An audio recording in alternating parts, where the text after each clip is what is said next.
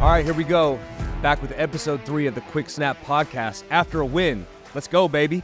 Yeah, it makes everything better on Monday mornings, right? And the coffee hits better. And you're excited to get up, and it was cool. It's cool now, right? Because you obviously played a long time with your kids and stuff. Oh, yeah. And Ford's getting it a little bit, my son, and I talked to him yesterday, obviously after the game, and then got some videos and stuff of, Sorry, a little crowd noise today. We're still dealing with crowd it, noise. Man. We got it. We had it in Cincinnati yesterday. Yeah, it was loud. We got some buzzsaws in the back, so we're gonna fight through it. Yeah, you gotta battle all the elements here. That's right. So, but yeah, it was great. Ford, this morning was like, "You won," and I was like, "Yeah, buddy, we won." And so it was a great game, man. A lot of good things happened in the game. Thought a lot of people executed very well. We'll get into that. And it was a good team win. I didn't know RKK's first win was against Cincinnati, and so was Jerod. So that's pretty cool. That is cool. So my biggest takeaway was just, we'll get to like the game part of it, but just the energy and the emotion and there was a little picture I saw on Instagram. Looked like you maybe had some tears in your eyes. I was wiping post-game. sweat from my eyes. I wasn't crying. But I think for me, watching it from the outside, my first year not playing, and just seeing the smiles and the exuberance on the sideline, it was like, you guys wanted to win for Jerod. It's his first game, but also I think it was a belief in we're on the right track. Yeah, I think so, right? And it was a belief in each other, right? And, in football, you always talk about ignore the noise. Well, I think 15 years ago, that was a lot easier, right? Because it was just like the paper, the TV. Now with all the media and all that stuff, and it's great, obviously, because it grows the game, and we're doing media now. But at the same time, it's hard not to recognize, and you hear all that stuff. So, I think we had a great game plan, like I said, and everyone executed in all three phases. Like there wasn't one phase of the game. Yeah, Joe Cardona. Joe played great. Joey kicked great. Yep. Bryce had some good punts. Yep. Schools obviously played great. Always. And defense played great, and then we did what we needed to do on offense. And I think in there, a lot of complimentary football, right? You always talk about the keys to success, things that give you chances to win, no turnovers, playing that game ahead on down and distance, which for the most part we did, I think 2 penalties. Yep. Not a lot of negative plays. That always gives you a chance to win, and then obviously got 2 turnovers. So, it doesn't secure you the win, but it gives you a chance, all those statistics, 90-something%, whatever it is, we've all heard. So, I think that's got to be our formula, and that's, got to be it moving forward. It's funny for me, that was my first time doing a pregame show as you guys were warming up. And I saw you and Ted Johnson there. Yeah, I and saw so a little clip of you guys. We were, and that was my first time making a prediction. And I said, maybe I'm just too close to the game. Like I just got done playing last year, but I really feel like the Patriots can win today. And so of all the people on the panel, I picked you guys to win 17-14. So I was off by a few points, but I looked at it as like it was a perfect opportunity. They weren't a great run defense last year, and so much has been made about you guys coming out and establishing the run. Just talk about, obviously, the questions are on the O-line, but we talked about last week, your leadership, spreading that down. Michael Jordan gets called up, fills in, and then Ramondre running behind. And I did see one thing in the post-game press conference where Jacoby said, Mondre came over and said, hey, I want to run a few more gap runs. And sure enough, those were some big plays where you guys are double teaming, blocking down, and he's making one cut and making people miss. Yeah, I think when we were talked last on with Jacoby, we hadn't really put in the game plan yet. And, I think fully, let's say, we had that bonus day last week. So, as a player, right, talking about the normal week schedule, Monday you're coming in, you're kind of reviewing the game, getting your body back right. Tuesday's your off day. As a player, I always look at it and kind of I like to think, what are our coaches going to see here? And sometimes I'm right and sometimes I'm wrong. And, but I was watching it and I was like, there's something here. Like, there's something. And I think we've had some success running the football against our defense, who is a really good defense. And, so I was kind of like, there's something there. Let's see where this goes. And, come in Wednesday, got the game plan. And as an offensive lineman, you kind of get that little, shit-eating grin, because it's like, Okay. Well, I think the offensive line loves the run game, right? It's your chance to attack. And I think kind of like, we talked about 2018, like we got late in that year and it was kind of like, here's our game. It's going to be on y'all. And I think there's also games where you have to go in and like, hey, like I was listening to Julian and Josh talk on their podcast talking about the 14 Ravens game, and they were like, we're not running the ball. And like I'm like, but like you want to do whatever you can to help the team win, but like it was funny hearing Josh, how do you go about that and handle that? But so as offensive lineman, when you get that game plan, you're like, let's go. Like, all right. And our coaches had a great game plan for us. I think, they did some good things in the second half. We had to make some adjustments, which is such a big part of the game. Because they started doing some more stunts and run, not really pass stunts, but, those run stopping stunts, trying to out leverage certain plays. We ran a power, I think, and, we had to try to go back to the weak side, and they had out leveraged it on the front side. It was an unscripted look for us. And, it wasn't a bad play, but it was one of those, like, you're like, good. I saw you pull on a few plays. Yeah, yesterday. I got a couple pulls Getting out there, showing the athleticism a little bit. Yeah, trying, and I just think everyone really executed, especially up front. Lowe came in, did a great job for us. MJ, I thought he's had a great training camp the whole year. And then, the rookie next to me, Layden, he's got some stuff to clean up, but at the end of the day, like I said, there was no like catastrophe plays, right? No, I mean, to me, it looked like there was a clear purpose. Yeah, it was competent football, which can't be said about. I mean, I wasn't here last year, but I know there were struggles. And then in 2022, there wasn't really a common purpose or a common goal. And yesterday, when I'm watching that game, it's like you guys are moving the ball. There was a drive in the first half. It was the longest drive that you guys have had since we played against each other last year. Tom Curran kind of brought it up on the show. But it was just like move the ball forward, and we talk about rushing. Jacoby added some big time runs to that. Those rushing yards I thought too. He did a great job. Obviously, no turnovers. That's huge, and that's a team wide thing. But he's obviously got the ball every play. You know how it is, and so for him not to have any turnovers is huge. Made some great plays on third down to extend drives with his legs, but also to step up in the pocket, to move away from, we talked about their edge guys, obviously, and, two really good edge guys. And he maneuvered in the pocket, which as an offensive lineman, that's the biggest thing is like, it's not going to be perfect every play. There was one third down where you talk about maneuvering where he dropped deep. Hendrickson was roaring off the edge. He steps up, converts a third down play. And I know he didn't have a ton of passing yards, but the passes he completed, and you talk about those third down situations, that allowed those long drives to keep going. And I think Jacoby did a great job. We had a O-line quarterback kind of meeting thing, and he was like talking to the tackles. He was like, I will go up. Yep. Like, trust me. And, I think, how it is, like that relationship between a quarterback and O-line, like for guys to know like, hey, I'm trust me, and then they do it, you got to have belief in a guy like that. And, like I said, there'll be a lot to clean up today, and that's what we'll go down there and do and try to. There always is, though. Even when you play a game and you blow somebody out, and we're used to that. Bill, we come in. Bill would just sometimes blowing people out. It was worse. Worse. Yeah. I mean, and it's funny. I got home last night, and I mean, I was exhausted because it was a, just one of those energy grinder. Yeah, grinder and those energy type games where it just sucks the life out of you, physically, mentally, emotionally. all that, and. I got home and my wife was, she was like, I thought you would be just like more, but a long flight, then a 45-minute bus ride to the airport, 25-minute drive home. Like I was getting winding down, and I was like, I mean, it was great, and I'm so happy. And like, but as a veteran guy, it's time to go again. That's right. It's just one game. It's one game, man. That's kind of been my message to a lot of the guys yesterday is like, hey, like, look, let's savor this. It's hard to win in this league. You never on the road. Yeah, you never want to take those for granted ever.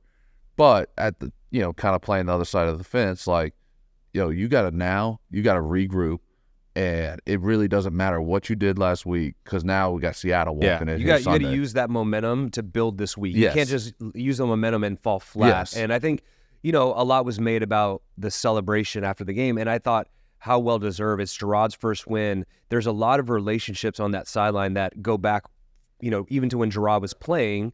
then coaching the past few years. So you can see, how much the guys care about each other, how much it meant to everybody to win that game. But like to your point, all right, after we watched the film today, we got to start focusing on Seattle, and let's just talk about the defense a little bit, because other than really one drive in the second half, I thought the defense was, that's what I expected out of that defense.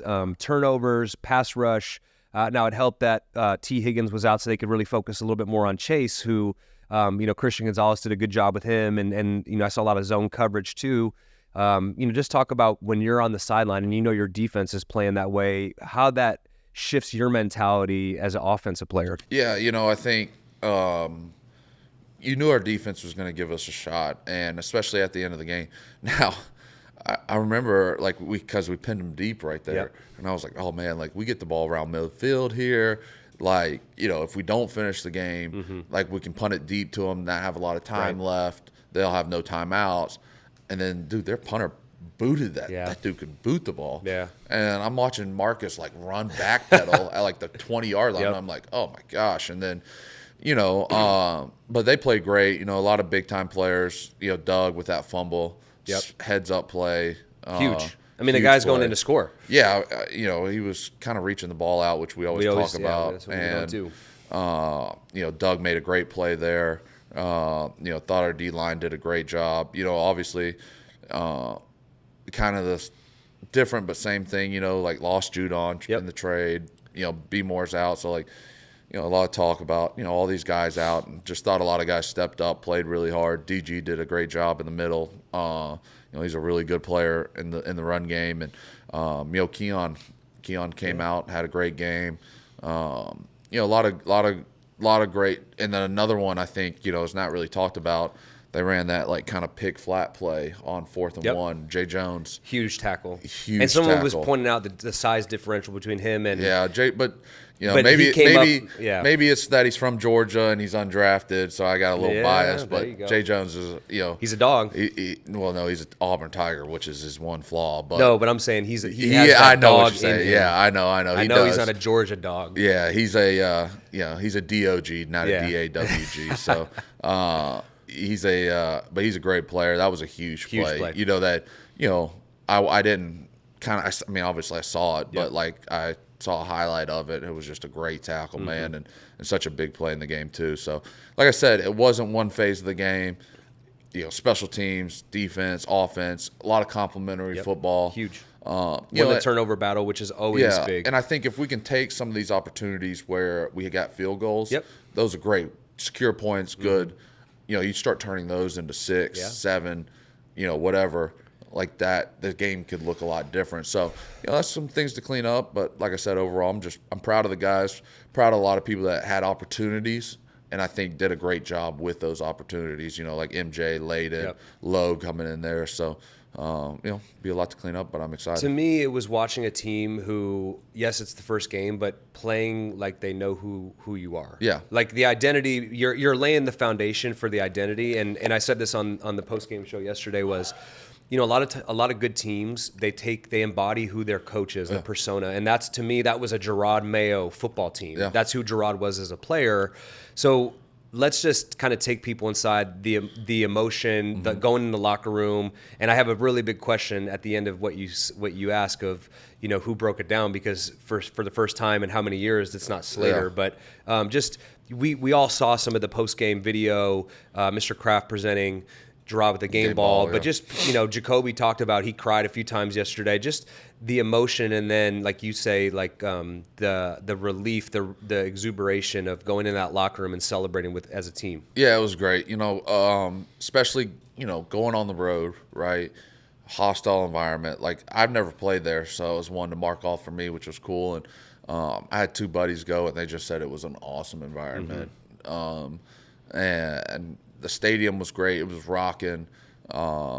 It's awesome winning at home, but winning on the road is huge. And, when you can go in a hostile environment against a good football team with all the superpower and star power and all that, and come out of there with a win, it's a great feeling. And like I said, it's a culmination of not just that week of work, right?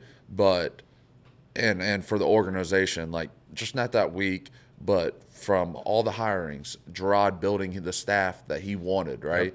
Like putting the people, AVP and Scott Peters and all the other coaches and defensive coaches and, putting that into place, all the work they put in through the offseason, trying to put us and build the football team and put us in the right positions. All the players, the workouts, guys that had to come back from injury, different things like that. Just to come in and go lay it all out with each other for 60 minutes in a game, I think it's such a huge thing. And there's nothing like it when you can do that with guys. It validates all that work. It Yeah, validates it does. like, okay, it's a new regime. There's new scheme. We've worked really hard. We had a tough training camp. And we talked about it yesterday. To me, it looked like you guys were the more in shape team. Yeah. And you talk about exhaustion, but Jerod pushed you guys during training camp, and that's what you do it for. And week one, you're going to be exhausted because no one's played a full game, right? Exactly. Like, I played, I think, probably 15 plays at most in Preseason. a preseason game. And then at practice, you're usually around 30 to 40-ish maybe. But that's why you go run that hill at the end of the day. That's why you do all that stuff. And, to finish the game, right, I think, as an offensive lineman, when you're turning around, you're in the huddle and you're looking at Ramondre, and he's got this look in his eye. Me and Jacoby, we were talking, and because I was like, hey, this look is, it's a little how they're lining up's different. He's like, I'm gonna bring this guy in motion. Yep, I saw that with we Hunter, were in right? jumbo. Yeah, we were in jumbo. So we're getting up to the line, and they know it's coming. Yep. We know Jacoby's walking up behind me. He's like, I'm moving him. So he's telling me what he's doing, so I can set our front, and just take it from him at the end of the game. And finish with the ball. Yeah, that's huge. is huge, and you knew Ramondre was spent too, and But I remember he got to the huddle and the coaches were like going to sub him out, and he waved him off, and you're just like, let's go, let's. That's what you want from your premier back, and to see Mondre's progression, you saw flashes of it early in his career. And to me, what I love about him so much is his balance. I mean, he for a big back to make these jump cuts, make these one cuts, hit a guy, stay balanced, roll off of people. I mean, you saw it yesterday, and I think we said in the post-game show that's his third highest rushing yards in his career in a game. Yeah, and so you guys keep building off of that. Yeah, and there's definitely a lot of meat left on the bone, right? Like that's what we're talking about. Like all today is going to be so huge. Yeah, and I as an older guy, like, hey, like, enjoy it, but like we got to look at all these things because there's so much meat left on that bone. Like, hey, we got to, like, if we correct these little things and just tighten it up, like it could be this that much better. Yeah, and that's how you have to look at it, right? No matter what, I think, because if you just say, all right, hey, Victory Monday, good, see you guys, like Victory Mondays are great, and they'll come, but like, you don't.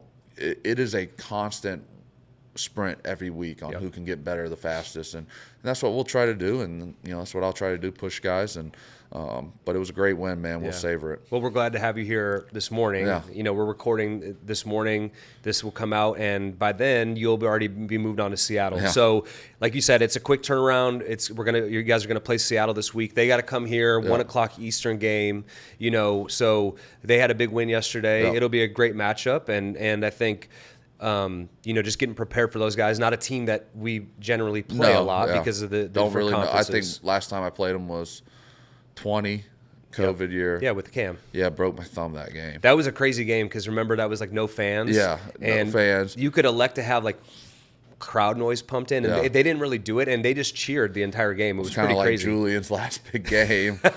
And then and a lot of turnover. They have a new coach, new players, so you're going to have. He was a GA with me at Georgia. No way. Wild, yeah. So a little familiar. Yeah, I guess. But he's a really good coach, defensive coach. They've got a good defense. Leonard Williams, different guys like that. So it'll be a big challenge. And like you said, it's a team you don't know. Yep. It's obviously not in the AFC, and you only play them once every 4 years. So. It'll be a big challenge. A lot of star power on offense, obviously, with DK and Geno Smith, who's come on and playing really good football, and so Kenneth Walker, Michigan State guy. Kenneth Walker, good running back. So it'll be a big challenge, and I think it's just exciting to get this win, come back home in front of our fans. Hopefully they're excited and be ready to go here Sunday, and we'll put in the game plan this week, and we'll see what that looks like, and we'll go from there. Yeah, I think spirits are high. You guys, uplifted the fan base. You guys are uplifted and setting a foundation. So just keep building on that. Yeah, that's all you got to do, and I think the biggest thing is belief, right? Like, and I think Jerod did such a great job. Obviously throughout the year, but this week, just trying to get guys ready to go. Yeah. Trying to get guys ready to go and talking about how we want to play the game. And I think as a coach, when you try to do that, I've never been in those shoes, but, I think I obviously try to relay those messages, right? And especially to my group when we talked about the game plan. Mm-hmm. So, we're doing that now. Hey, like, there's belief in that, right? Like guys saw like, this is how we can win games. And that's huge to building that culture, right? Yeah, I think so. Jacoby touched on it in his post-game press conference. He said, man, I cried a few times, but one of them was Jerod came up to me and said, you're going to ball out today. You're going to win us this game. Yeah. And to have that belief and confidence from a coach, that makes you feel really good as a player. Man, he believes in me. He trusts in me. And then I'm going to go out and prove him right. Yeah. No, I think so. And like I said, a lot of people executed really well. A lot of people, but again, what Jacoby did for our football team, the leadership he's providing, it's been really fun for me because, we talked about it last week, but just to have a guy like that and it's nice having a veteran presence at quarterback. For sure. And, obviously, Drake's got a bright future ahead of him, but to kind of see and learn from Jacoby, like, hey, like, okay, I don't have to go out there and throw it for 350 yards, and I can go out there, I can play good, smart, complementary football, we can win games. 100%. Like, and I think as a young quarterback, obviously I've, play offensive line, but to see that and to see like, hey, you take care of the ball, you do all the right things, you're going to give your team a chance to win. And I think as a quarterback and that leadership that Jacoby provides has been great. And something we've been needing, and on the offensive side of the ball. So, I'm proud of the guys, man. I'm proud of Layden. Layden did a great job for us, man. And because I've been in those shoes as a rookie, sure. And I'm hard on him, and because I think you have to demand a lot of a guy. And so I thought he did a great job. And there were some things we'll clean up and he'll fix. And it's a great learning experience for him. And I remember my first win as a rookie against here in Pittsburgh in 2016. And it was awesome, man. And I think I just didn't understand, though. We started 10-0 my rookie year, and I didn't understand, I guess, the work that went into it because it seemed easy some points. We were such a talented team that year, and then, started getting banged up and got harder. And, and then I think throughout my career, I took winning for granted. Yeah. You got to appreciate every single one. And, I can remember, for instance, like we played Houston, the 2016 playoffs here in the divisional round, and we didn't play good offensively. Tom got hit. I think I gave up 2 sacks that whole year, and I doubled it in that game.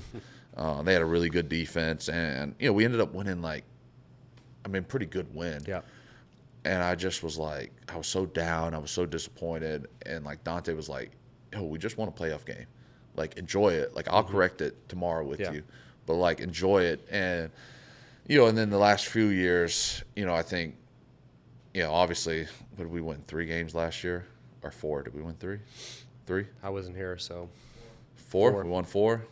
You enjoyed those, but everything else just kind of overshadowed it. So, I just think guys just enjoying it, but also moving forward is such a big thing. And I just think it was huge for our football team. All right, second guest, bringing in a legend. A legend for me. I came in, this was an older guy. You played with him, huh? I played with Light, and it's Matt Light, and the OG prankster of the New England Patriots. We've heard the stories. He was on Julian's podcast, and, that was so fun to listen to. But I lived through some of these pranks. Yeah. I know you didn't play with Matt, but you have a good relationship with him. Yeah, I met Matt, and, we originally kind of bonded over the outdoor stuff, and then I learned a lot more about his foundation and what he does, and And I've become close with a lot of guys that he played with. Copen, him, Joe Andruzzi, a lot of those guys. And Matt, I've seen a lot of stories, heard a lot of stories. He does such great stuff. We did this off season. He called it a game dinner. Yeah. Like I said, he's a big outdoorsman. We hunt a lot together in the off season, and so he just had like a bunch of guys down at his farm down in Rhode Island, and we had like all different. We had rabbit, turkey, deer. I think those were the only 3 meats we had, but like just amazing meal, hanging out, talking with guys, a bunch of old players there, and just some people that he knows and I know that through him. And talk a little bit about his foundation today and the work he does. I think he does a great job. I've been a big supporter of it for a long time, and he's got his big shootout coming up, which is such a cool event. I'll be there. I don't think you'll be able to go to that Thursday game. I haven't been the last 2 years because Bill moved our schedule last year, and a Sunday or Monday. It was always last minute with Bill. Like, never knew. He kept you guessing. Yeah, kept in the dark. So won't be able to go this year, but it's such a great event, and it's such a cool event because, like I said, outdoorsman, and I love that.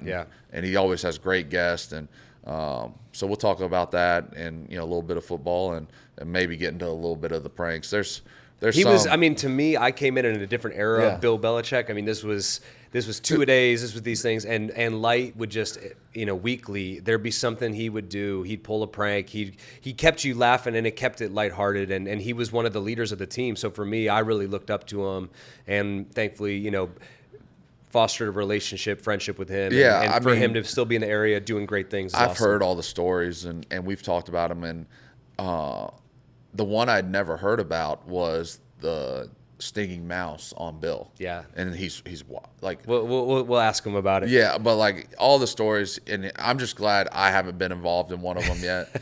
He's done little things. He got Dante a few times too with some really good ones. I know, and I'm like, you're wild. Like I was like trying not to do anything to draw more attention myself to Dante. Yeah. So it'll be exciting, it'll be fun, a little bit different, and we'll get to hear about all the work he does in the community with the young people. Like I said, I think the community's been such big to me, and I've been such a big supporter of his foundation because I think, young people are in the leadership with young people, and he's got this awesome farm in Ohio that he takes young people to and teaches them all these amazing skills, woodworking, all that. He's probably out there working with these guys, woodworking out here. So showing them how to work the buzzsaw. So he, just the work he does with young people is so huge, and so excited to talk about it. Yep.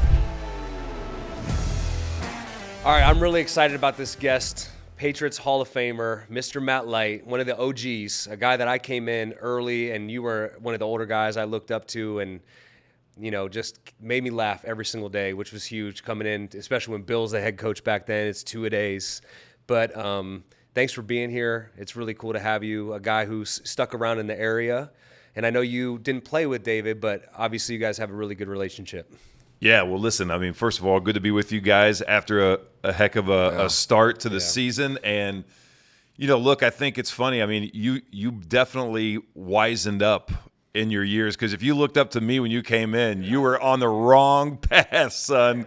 But no, listen, it's man, it's been wild. I mean, we're sitting here in the shadows of the stadium, and I'm trying to go back in time and remember some of these things that happened back in the day. It seems like another lifetime ago, but yeah, man, we had some fun. 12, 13 years? 12 years, man. Yeah, wow. Hard to believe. That is hard to believe. You still look like you could play a little bit. Yeah, well, I mean, I tried that Toby Keith thing. I wasn't as good as I once was, but maybe once. You give him one. Third down, That's baby. right. Let me come in. Let's get it. Yeah.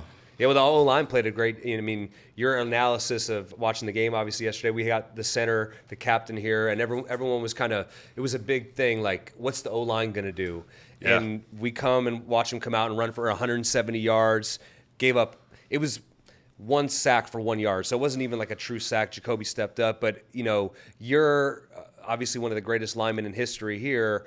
Watching these guys yesterday go out and pound it on Cincinnati at opening day, that had to bring back some good memories. Hey, look. I'm not sure why it falls on deaf ears, but every time that we talk football, like with friends or family, or, come on a show like this, people forget about the running game so quickly, right? And, Dante used to say it all the time. We rush the ball 25 times or more, we're probably going to win the game. And in most cases, you do win the game. Like, I can't remember what the percentage is, but it's well over 90%. And, it's a stat that I always held on to because, as an offensive lineman, we love to run the ball. And there's a neutralizer, right? Like, you can't cut block anymore. There's so many things that have changed within the game, but there's one thing that will never change: physical playing. That ability to go out there and distribute your weight against the other guy time and time again will take an effect. And you see it later in games. You see it in the confidence of a running back. I mean, what Ramondre did, it's not easy to rush. It's why so many teams don't do it. But I'm going to tell you, if you can take the tougher road today by being disciplined, right? I didn't see a whole lot of line of scrimmage penalties. No, things that we had one false start, which on the road, we subbed our left tackle midway through the drive, so it was like a second play of the game. Mm-hmm. So kind of give him a pass on that, and then I got called for a legal man downfield on a rollout pass. The D lineman kind of threw me forward, and I kind of got lost. But I was like, the guy was like, "Oh, you were about a half a yard too far," and I was like, "All right, man." They're cracking down. They're cracking down. So I appreciate that. But I'm like, I was on the backside of whatever. So obviously that was something I said too. That was a huge part of our success, right? Yeah. Like playing ahead on the chains, not beating ourselves. So yeah, as a quarterback, any quarterback who says he doesn't value the run game is lying, because the more you run the football, Jacoby had a few play action passes yesterday that are big gains. Those things set each other up. Also, that's the offensive lines. That's their chance to attack, right? Pass protection, you're kind of setting back, but boom, double teams, you guys are going after the D-line. Really sets the tone for not only the day, but who you are as a team. Yeah, and I can remember going into games and having a much better sense of, like, oh, man, okay, we're going to do really well out the gate because we're going to mix in these runs, we're going to mix in these misdirection passes, we're going to hit them with a screen here and there.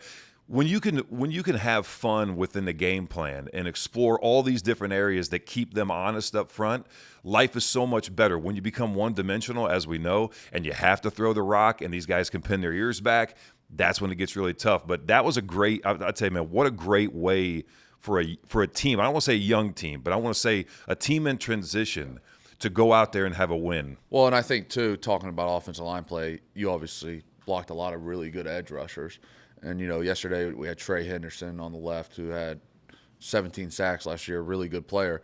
Like, anytime a guy like that you can make him see different things, right? And you can try to take his stinger away. Like, guys like that don't want to sit there and play the run game. No, they want to pass rush the whole exactly. game. So, you go into a game, guy like Dwight Freeney, and, be like, hey, all right, I can go attack him. I can make him do these things he was. Now, it takes a little bit of that edge off on third down, and and you're having to make them play a game they don't want to play. So I think for the tackles, that's a huge thing too. And then obviously inside, when you got guys like that. But yeah, like you said, I think too, offensive line play.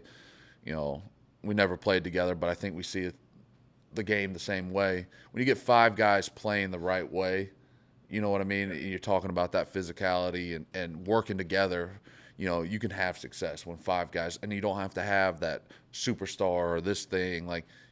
I'd rather have five guys that work really well together that are good players versus having four guys that don't work well together and one superstar, and I think that's always been a huge thing that we've done in New England, and I look at a lot of y'all's good O-lines that you've had and played with. And then, early in my career, we had a good continuity of guys that really just played hard together and played well with each other. You can have a lot of success that way. Well, and two, I can remember the first time I met you, I was like, all right, there's a cat that was a throwback that back in our day, we would have gotten along great. I think back Copen and Logan and Steve Neal and the guys we had playing at right tackle. Yeah, Kazir. Seabass. So many guys that were selfless, right? Like, when you're around someone, it took me about 5 minutes to realize that, like, we would have been good teammates, right? And there's guys that you can be around for 5 minutes and say, I probably don't want to go to dinner with that guy.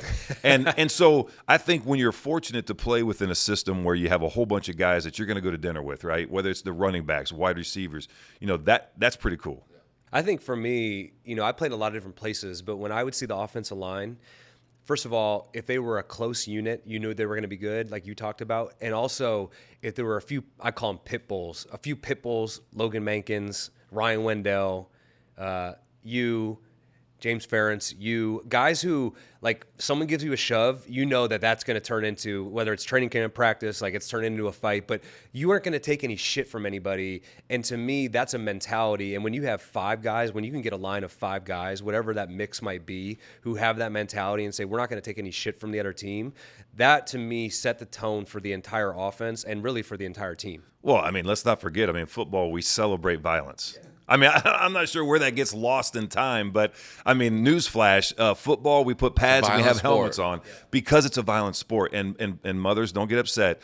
We have pads and we have helmets on. You know what I mean? Like, it should be a violent sport, and that's what I tell you, that's the other part about what happened in that season opener yesterday that got me fired up, man. I like when I see physical, in-your-face, nasty football. Now, within the rules, right?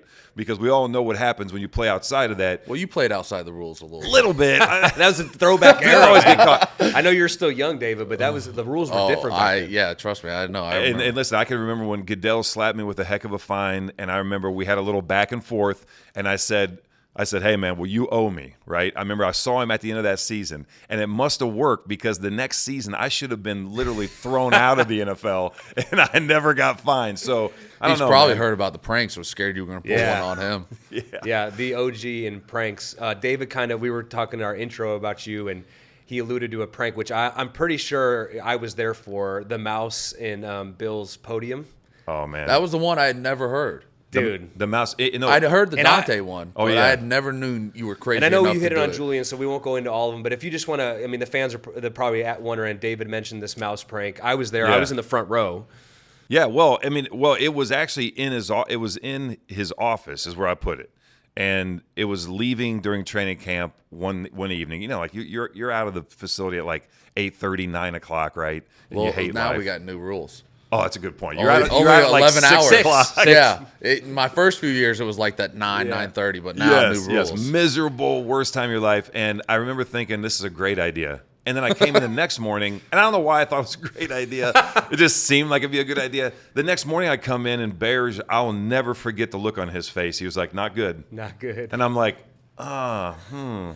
I'm like, and I honestly kind of forgot that I put it in there, so I'm just kind of shaking him off. And he's like, no, I'm telling you, it's not good.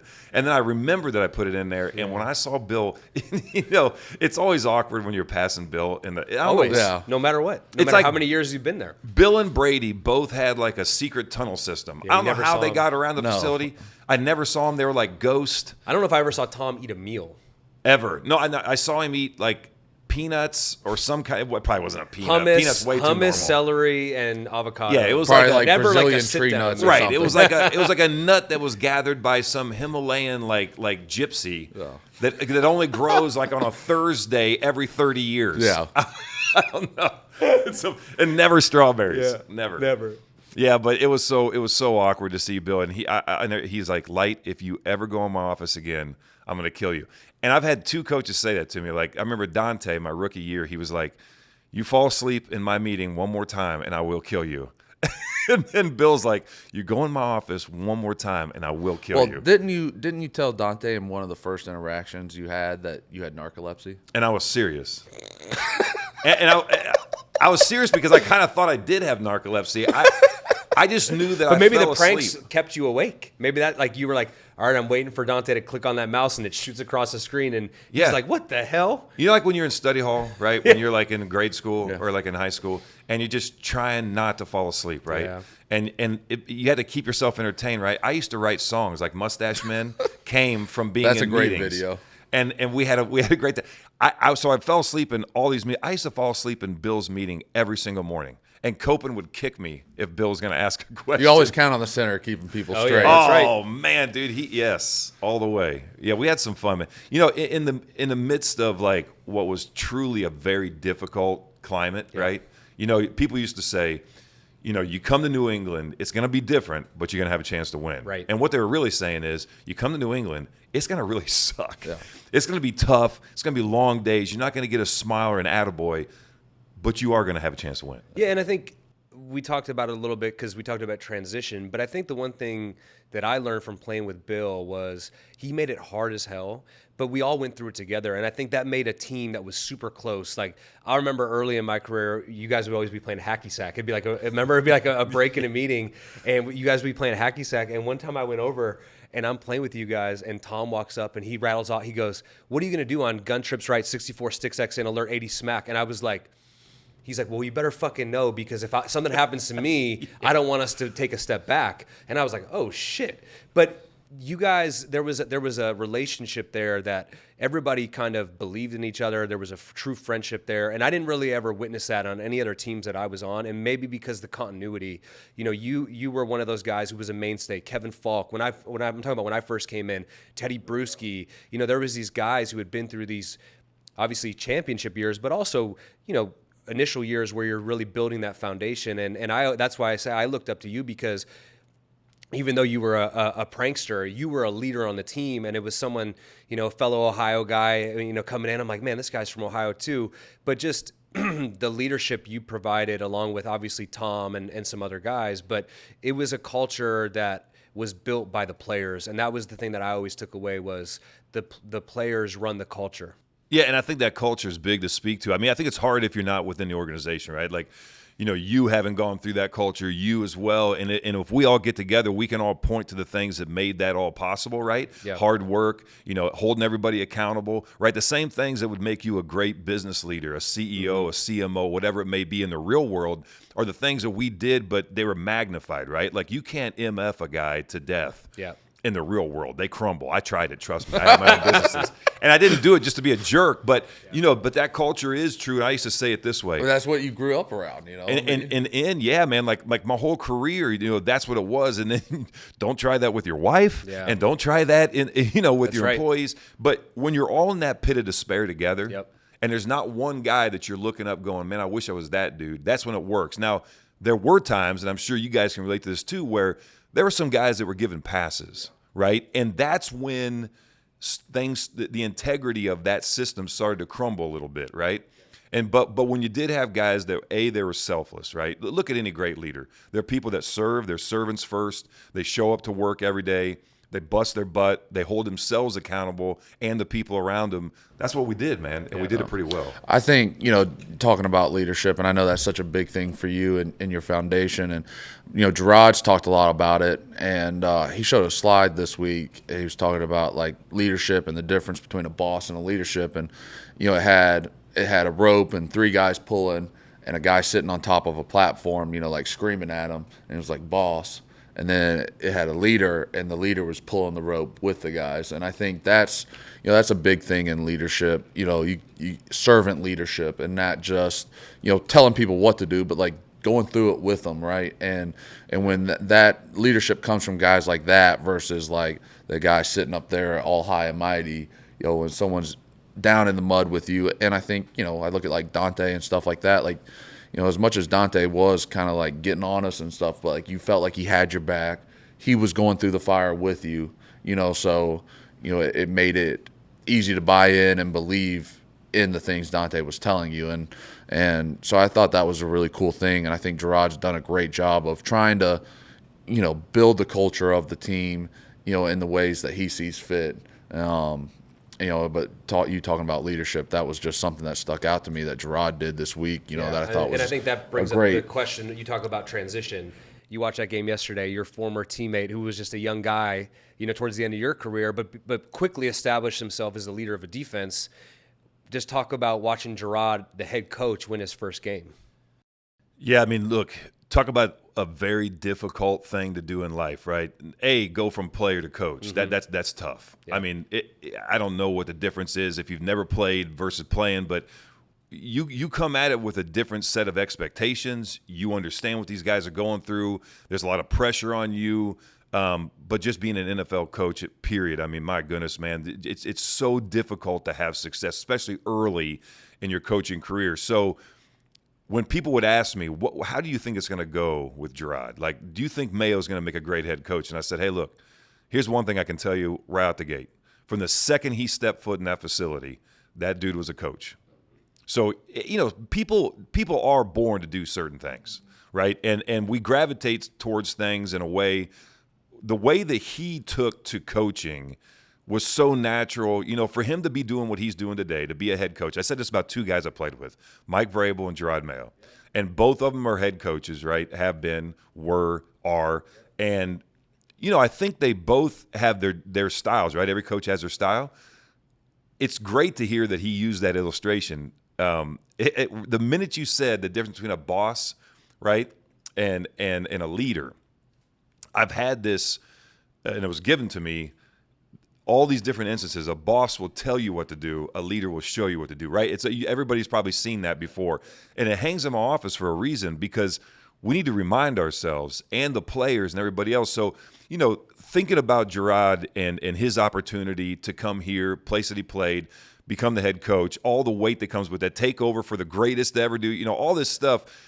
To see him go out there, and he looks so collected, he looks so comfortable in that role, he looks so poised. I mean, I tell you, man, hats off to him and the entire staff, you guys as players too, because it's not just the coach, right? There's so many variables that people don't understand, man. These assistants, it's hard to get assistants that buy in, like the Dante Scarnecchias, the Ivan Fears, those guys are unicorns today, man. It's all CYA now, right? But establishing that culture, you can see it in week one. Doesn't mean that you're going to win, right? But it just means that you're on the right track. Well, I think one thing I've told people, about our coaching staff, well, one, it's been great for me because obviously this is home for me, and I've been here, and I have a great I played with Jerod, and he's been back in the building, so it's not like he's coming fresh off the street. He's been there 4 or 5 years, and I have a great relationship with him, so it's kind of cool because I'm kind of seeing a different perspective on everything. Like you played for one guy and one O-line coach, and for me it's been a little different. So it's been cool because I'm seeing a different perspective. We have a lot of new offensive coaches, but it's like still everything's not the same. But you know what I mean? Like there's a comfort level there. And one thing about our coaching staff this year, you're talking about that, like you can feel when like a coaching staff is all in together. You know what I mean? Just as sure they can probably feel the team. Like a team that feels all in versus there's division or whatever it may be. That's one thing, just our whole coaching staff, especially on the offensive side of the ball, there's good cohesion, guys that have worked together, understand each other and, are trying for this common goal, which I've really enjoyed. And it's a lot of new coaches. It's a new system for me. But just that cohesion on that side of the ball has been very huge. And I think Jerod, obviously did a great job of getting us ready to play. We were in good shape. I felt like, we were good energy, we were talking about no like catastrophe type things, sloppy play. Like, for the most part, we were ready to go. And, I think that's hats off to him and our coaching staff. And putting us in the positions to make those plays and win the game. Well, and I was just going to add to that, I think, there's things that define us, right, as people. I know that, my life's been defined by a lot of the experiences I had 11 years playing under Coach Belichick, right, and Dante and all these other coaches that I had. Whether we want to admit it or not, right, it's like, you're going to do a lot of the things that your dad did, whether you like it or not, right, because you were exposed to those things. I look at a lot of things the way Belichick does, man, and I would assume, right, that Jerod's going to have those same kind of experiences. He grew up in that system, played for him his entire career. Coached under him. That's all he knows. Yeah. Which is so valuable to have those experiences, especially when you have success. And, one of the things that I kept thinking about was the things that I really admired out of that time in New England, and from I don't want to say philosophical perspective, but from like a life lesson, from like, how can I then take what I learned there and apply it to the things I'm doing in life today? It was all those things that we've kind of hit on, the discipline and the approach and the trust. Trust and integrity, right? Like if I believe that my head coach has my best interest, right, as you kind of noted with Dante, because there's times I wanted to drown him in the Swimex. I think in front of the team. He'd be there every day. I think he probably felt the same way. I know he did. I know he did. Because we didn't talk for one whole year. It was amazing. I remember that. But at the same time, right, it's amazing, and most people don't understand this dynamic. At the same time that I could literally strangle you, I have the most respect for you because I know that you have it for me right? And you want the best for me. If you can establish that, it's amazing what you can accomplish. Well, I think you talk about like relationship with your dad. Like, I think there was times I probably wanted to be like, I will punch you in the face. You know what I mean? But like, It's always the linemen who want to fight their dads. I mean, I remember Ted Karras talking about wrestling his dad coming home late for curfew. Yeah, I mean, same thing. Because you're bigger than your dad at some point. I remember like there was a time, like I was kind of looking at my dad like, hey, like, you were bigger, but now I'm bigger, and like it's game on. But like, but like at the end of the day, you respect your dad so much because even though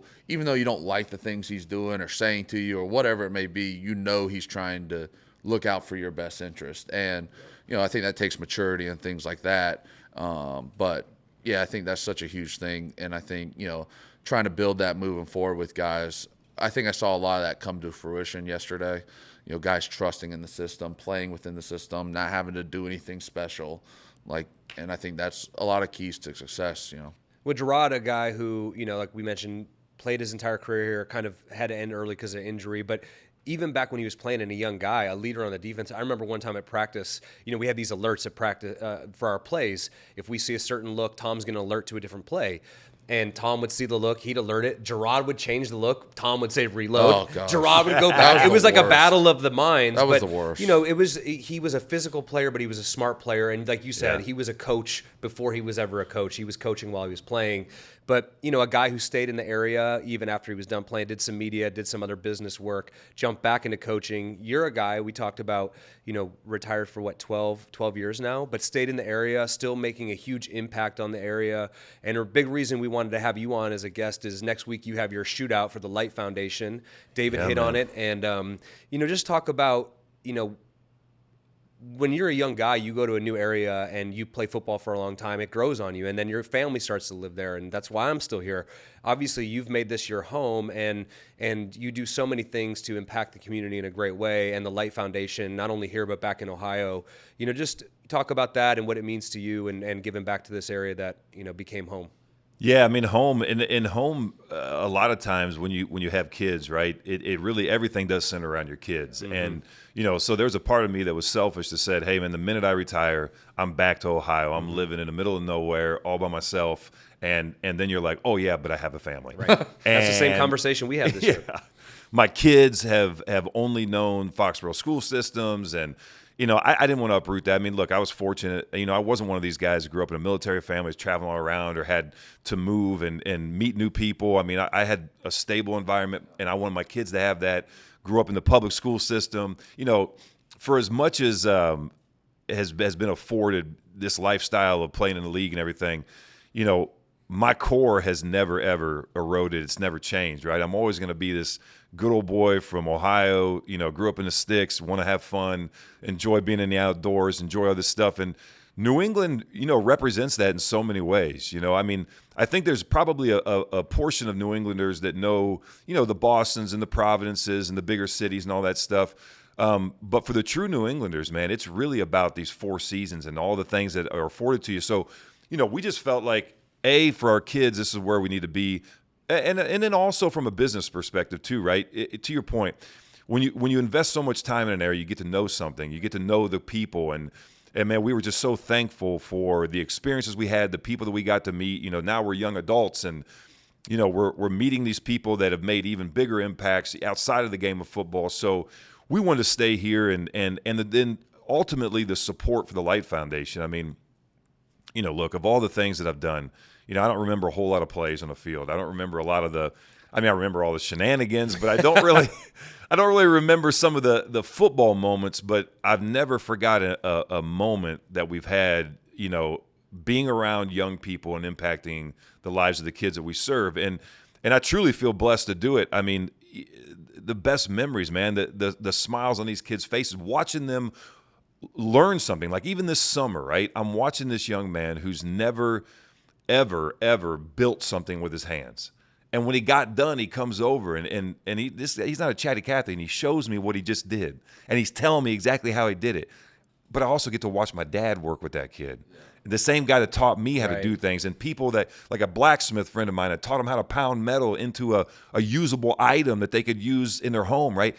Those are the kind of moments that are really special. And so, from the Light foundation perspective and just kind of our lives, it worked really well to stay here and remain in this community because of that support and everything else.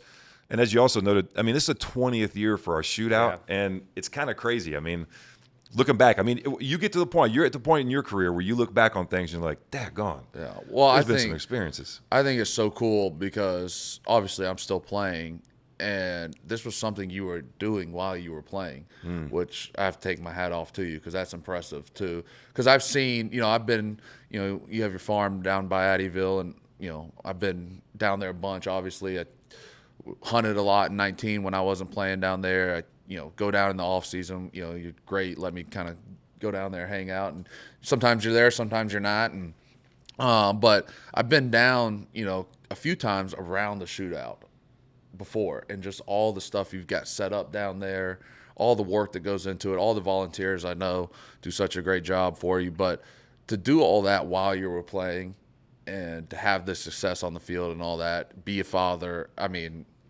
I can't imagine, because I feel like some days I'm just treading water trying to do the other half of that. So I think it's so cool, just, like I said, we bonded kind of over the outdoors and the things you do, the youth turkey hunts, and giving kids experiences that they really wouldn't have, while also teaching them, a lot about themselves, and I think that's just, it's so cool, because now being a dad and kind of, looking at, my son and things like that, just knowing you want to try to give them all these experiences, and some kids don't get certain experiences and don't have those chances or role models, whatever it may be. So for you to do that, I think is so cool. And I think it's just been really cool to be a little part of it, and the shootout's such a great event, and I don't know how you put it all together and how you get, I mean, I've met some. The hardest part back in the day? Bill. Yeah. I'm sure. Like I would go to Bill, and right when the schedule come out, and I'd be like, hey, coach, we're looking for that Tuesday. This is the window we're going to go. And he'd be like, I mean, look, and I'm like, well, but do you think this one, like this would be a good one? Like we did, because we're playing this Sunday. It's a 1:00 game, and then it's at 1:00 the next week. So I'm figuring this is probably the best window for the guys to be able to come. I mean, it's hard to see. And I'm like, well, I mean, I'm trying to run an event here, Bill, because Bill's mantra. If it doesn't have to do with football, don't bring it to me. It doesn't matter. That's right. And that was the hardest part about pulling that off when I played. I mean, he would always tell you, don't do marketing things because the schedule's going to change. Right. Well, he would always just say the best thing for you and our family is to win. To win. That's the only thing we need to be concerned about. And that's true. But the thing that I was going to say before, one of the reasons I looked up to you was I came in, I'm like, this guy is a pro's pro.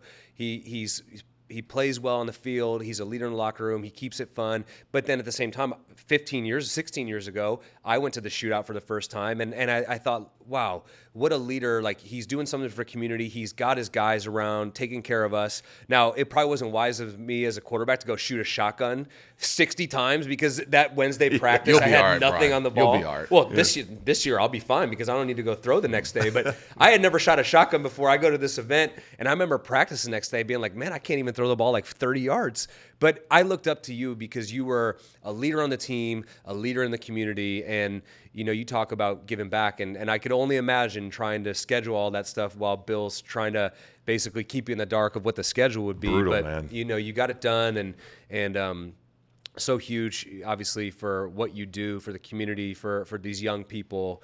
And I can't wait to be there next week. I know David will be getting ready for a Thursday night football game, but I'm looking forward to it. We're going to miss you, man. And this 20th year celebration is wild, because I'm going back and I'm looking at some of these photos. I'm looking at the time when Tommy showed up and we put a robe on him. And I'm looking at, I mean, just, and it's, what's really amazing is the people that have stuck with us. I think it's a testament to New England. And look, there's a lot of places that, people are very philanthropic. They do great things, right? You go back home, you meet the people. There's so many great people. There's something special about here, and like there's a lot of events I go to, and it's kind of like the same. And even your event, it's kind of like the same cast of characters. Yeah. And like you just see them at all these things, and I don't know if I don't go home much, and obviously I'm not really involved in the community at home, so I don't know what that's like, but. I don't know. Me and Mackenzie were talking about it recently because we went to an event, and she was just like, there's something like weird about this place. And the people, you know, I'm sure you probably heard moving here, like, oh, they're hard, like they, you know. Right. And there's still some of that, like it's different, like people aren't like talking to you at the grocery 95 store. in rush hour. I mean, you may see some weird things. Yeah, you but know? like when you get to the core of New England and the people, and to say like I've been involved like a lot of different and like just to see all the people there, the giving back, you know, the guys like Rob Hale and you No know doubt. all these amazing people, and it is really special to see that, you know, and you know we've done the shaving thing with Rob, and you know it's really amazing to see all these people and to have so much success and all this and still willing to give back, and I don't know, maybe it's because there's a lot of people that have been really successful that are from this area, so it is home for them too, you know, they're not from out of town coming in here, and so I don't know, but it's such a special community, and I think that's something that's been really cool to be a part of in some small aspect. I think they're very established here in New England, right? You have established families, established culture, established ways of life. You know, you grow up in Rhode Island, you never leave Rhode Island. That's like the rule. Massachusetts, you go on to, you know, do crazy, wild things. I mean, I don't know. It's been cool to see it. I think, though, for me personally, you know, the way I look at it, like life's a transition, right? Every day there's transitions that take place. And then through decades, right, there's things that you go through. And I'm in this phase of my life now where I see the need for young people to have really good mentors because, you know, the lifestyle has changed, right? There used to be a time where your grandparents and your uncles and all those people help parent the young ones because mom and dad are having to work and they got to support these kids, right? So they got to take some of these inputs that they could put in their kids and put it into other things to make sure that those kids have the resources they need. But that's where the other people filled in. Now there's this race to try to, you know, and inflation. I mean, there's a lot of things happening in the world.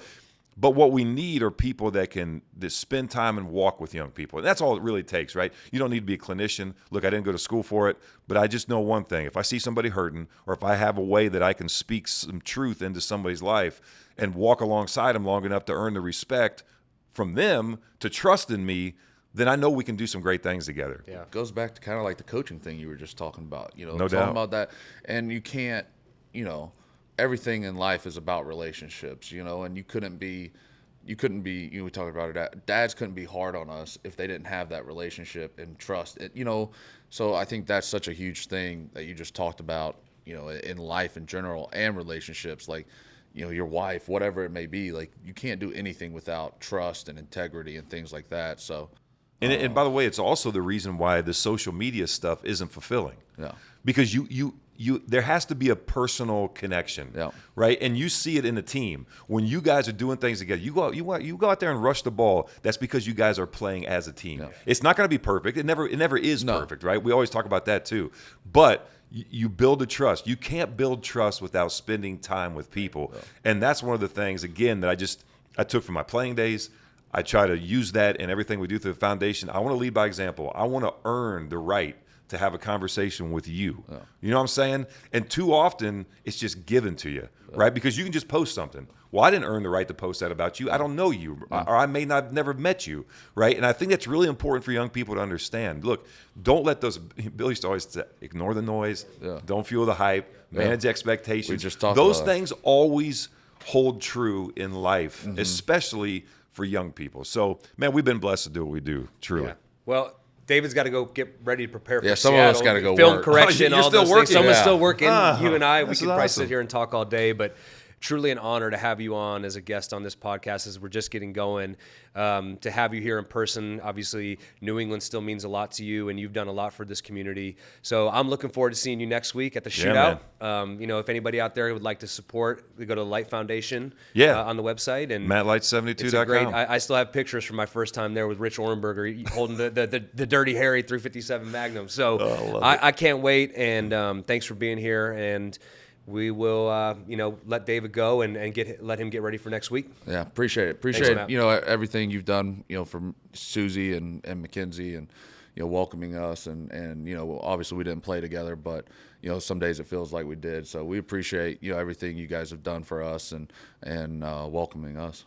Well, I'm glad you're going to go do that hot yoga you were talking about. I mean, I'm picturing that right now. Gotta I loosen feel like up. it's going to be You amazing. want to come do it with me? Yeah, no, my hips are. I got a problem with hip flexor. All right. But good luck, my friend. Thank you. Thanks, guys. Appreciate it.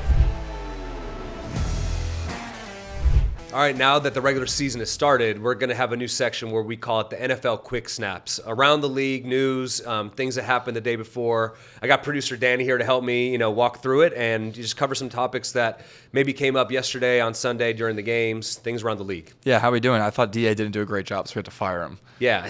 Well, DA's got to go. I mean, you and I yeah. can sit here and talk all day. He's got to go prepare. 100%. Well, we should say review the game from yesterday and then, start preparing for Seattle. So, new section and just kind of talk about things around the league. Yep, let's get into it. So the first thing that happened yesterday before the game, 2 hours before the game, Yeah. in Miami, Tyreek Hill gets arrested, and then he goes out and plays. But just talk me through that situation. Yeah, that was crazy. I was over at NBC Sports trying to do pregame for the Patriots, and that was all the rage. Like, what's going on? And you're seeing, obviously, we talk about social media. You're getting feeds almost instantaneously, videos of him, handcuffed on the ground. Kind of shades to the Scotty Scheffler situation this year, him driving in early in the morning. And I think for players, so much of us, driving the game on Sunday, you're thinking about so much. And for us, it's just a drive into work. But there's a lot of stuff going around around the stadiums. I remember times driving here into Gillette, and you flash your ID and you're pulling in, but some of these security guards, they don't recognize, your car as opposed to the person who does on a daily basis. And you think you're just driving and people are jumping out in front of your car because, they have a job to do and they're not sure what's going on. And for us, we're just trying to get there for the game. And so I think, more details will come out. I know he hit on it post game and he said, learn from it, let bygones be bygones. But obviously, when you're the star player getting pulled over, right around the corner of the stadium, and then your boys are pulling up and being like, hey, man, like this is Tyreek, and then they're getting detained. I saw Calais Campbell, and, it probably a situation that escalated when it didn't need to. Right. I think more facts will come out. But I think, we saw it with Scotty Scheffler. He's pulling in. He thinks he knows where he needs to go. Obviously, there was a tragic accident that day, so things got, discombobulated a little bit. But crazy situation. This is the NFL. It's the greatest reality TV show there is. Not only the games, but what happens before. And so, of course, he goes on to play a Tyreek Hill touchdown. Game. Yeah, 80 I yards. think that was his career-long touchdown, which is kind of crazy to believe a guy like Tyreek. But we were talking about it. Is it going to be a distraction in the locker room? And I said, I'm sure. I mean, not only was he involved, but Jonnu Smith, a guy who I play with here, stopping to check on his guy, Calais Campbell. I'm sure when they got into that locker room, everyone's like, man, what happened? We just saw this on X or we saw it on Instagram. Like, what's going on? Are you okay? But then the reality is the whistle blows and it's time to play football. And sure enough, the number one player voted by the players went out and balled out the way he usually does. 7 catches, 130 yards on a touchdown, and they won. They started slow, but they came out and won. Yeah, and his touchdown was kind of the thing that turned the tides for the Dolphins to win that game. Definitely. So some other news yesterday that broke before the game on Sunday was Dak Prescott's contract. Yeah. Highest paid player in NFL history, 4 years. I think it was $240 million. Well, I'm wondering, is he docu-signing this in the locker room before the game? Obviously they were in talks going into it, and I think a smart move for him to go into the season knowing, man, if I go out there and have an Aaron Rodgers injury, I'm taken care of. Mm-hmm. And I think, so much is made about the quarterback contracts. Yep. And the reality is, only one quarterback is going to be on the Super Bowl winning team each and every year. So, people say, well, he can't win in the playoffs. If you look at Dak and statistically speaking, he's a top 5 quarterback for the past few years when it comes to that. And all it takes is one, I call it magical run. I went to 3 Super Bowls. I was only on one winning team. And you realize how much goes into, it's not just the quarterback, it's everything. It's the ball bouncing the right way. My first Super Bowl I went to, we lost to the Giants. It was the second one. There was a few fumbles the Giants fumbled. We just weren't able to recover. If we recover those, we win the Super Bowl. The same thing when we lost to the Eagles. I mean, Tom plays the best game a quarterback could possibly play in Super Bowl history, breaks every record, and it just didn't. The ball didn't go our way. It didn't bounce our way, and so I think if you're the Cowboys, if you don't sign Dak, what's your plan? Are you going to go draft somebody and then, work through those growing pains? Are you going to try to? No one really signs a free agent quarterback anymore, and so I think the one thing that you're seeing is each contract is leapfrogged, right? Mm-hmm. Okay, well, so-and-so got this much. Well, I want this much. And it's just going to keep growing. And I look at a team like the Houston Texans. They have a C.J. Stroud. You can't even renegotiate with this guy until the end of, I think it's next season. Yeah. I mean, you'd rather get him under contract sooner than later before it starts becoming $70 million a year. So I think, a lot of people will be critical of that because Dak hasn't done anything yet, but you're signing him for what he could do. He's proven that he's, a really good quarterback. I get it. He hasn't advanced them through the playoffs, but you build the right team around him and he continues to play. It takes one win. It takes 2 wins. And all of a sudden you're in the Super Bowl. So, great for him. Went out and proved it. Beat a tough Cleveland defense. I know their offense didn't play really well, but just hours after signing this massive deal, goes out and gets the first win of the year. Good to blow him out and not lay an egg in that. Exactly. So sticking on the themes of the quarterbacks here, a couple top picks. We had Caleb Williams in action yesterday. They played the Titans, and then Jaden Daniels for Washington. But let's stick with the number 1 pick first. What did you see out of Caleb Williams yesterday? Well, it didn't go well. I mean, luckily they won the game. They had a block punt return for a touchdown. Simone Biles' husband, returns a touchdown. And then just a really bad interception by Will Levis for a pick 6 where he's trying to shovel it. He's on his way to getting sacked, trying to make a play that he really shouldn't.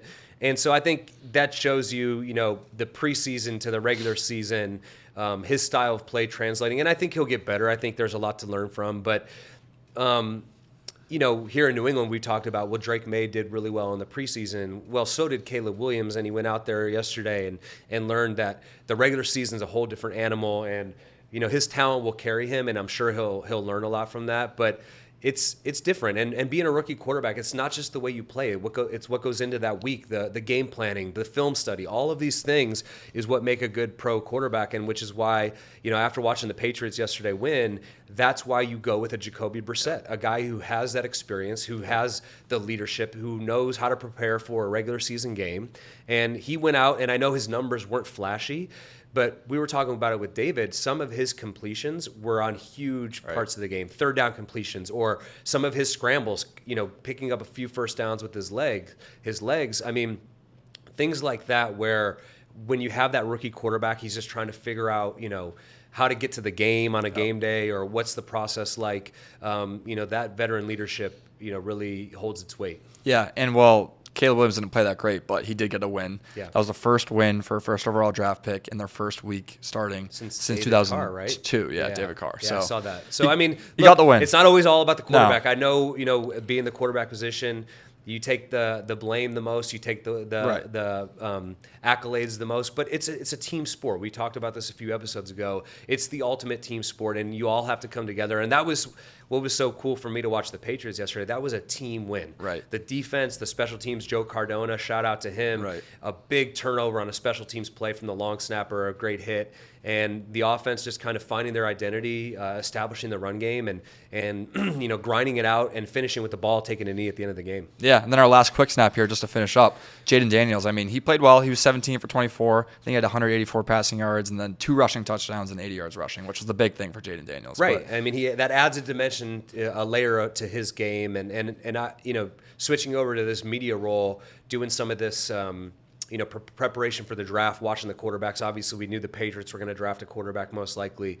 I really liked watching Jaden Daniels, and I didn't watch a ton of college football because I was still playing last year. But when you put on his film, the dynamic, he would drop back and make throws, and maybe it was because he had that LSU uniform. I'm like, man, that looks a lot like Joe Burrow. Yeah. But then he would pull it down and run. And I'm like, well, that looks like Lamar Jackson. Right. So I think so much of playing that position in the league is how much pressure can you put on the defense. I know, Lamar Jackson, the guys are like, well, he can throw, he can run. You got to be prepared for everything. I think that's a dimension that Jaden Daniels brings to the game. Yeah, 100%. So he was impressive. But, yeah, it was a good week of Sunday football.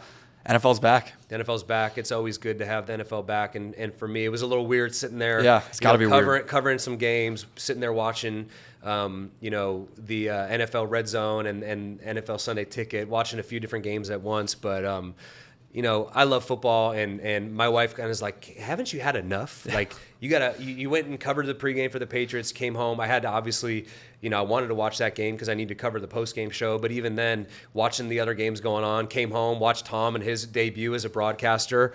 It wasn't very an exciting game. Yeah. We talked about, obviously, Dak kind of blowing those guys out, but good to see him out there and listen to him. And, I really he broke down Dak's first touchdown pass, and it was something really cool to hear Tom break down, because I've been in the meeting room, for him getting ready for it. It was a blitz zero look, all out pressure. Dak sees it, he checks to it, and it was actually a route we called a dig, where the number 3 receiver runs a corner, and you just make sure that outside corner pins down on the under, and Dak threw it with such great anticipation. So to see Tom kind of break that down in the moment, and for me as a quarterback, I loved it, and so hopefully the fans enjoyed it too. Last quick snap. We're going to put you on the spot here. Can we get a grade for Tom's first performance in the booth? Well, I'll say this. I didn't see much because I was doing the post-game show. I came back. I mean, he looked great. He was good. He looked the part, right? He was great. He looked real good. Yeah. I think for me, even transitioning this media, there's always this, cadence you're trying to fill. And I did a little bit of it in the preseason with the Patriots. You're trying to get your point across, but you realize there's a 40-second play clock and things move quickly. And so I think, Tom Brady's a guy, if you give him a job, he will find a way to do it really, really well. So I think just like anything in life, there's going to be some things you learn from, some things you grow from. But it was great to see him and hear his analysis. I caught a lot of the second half. And, just like I said, watching football, it's great for it to be back. It's great for him to be around the game. Yep. Well, that's a wrap on episode 3 of the Quick Snap, but you're crushing this, so keep going. Thanks, man. All right. See you next week. All right.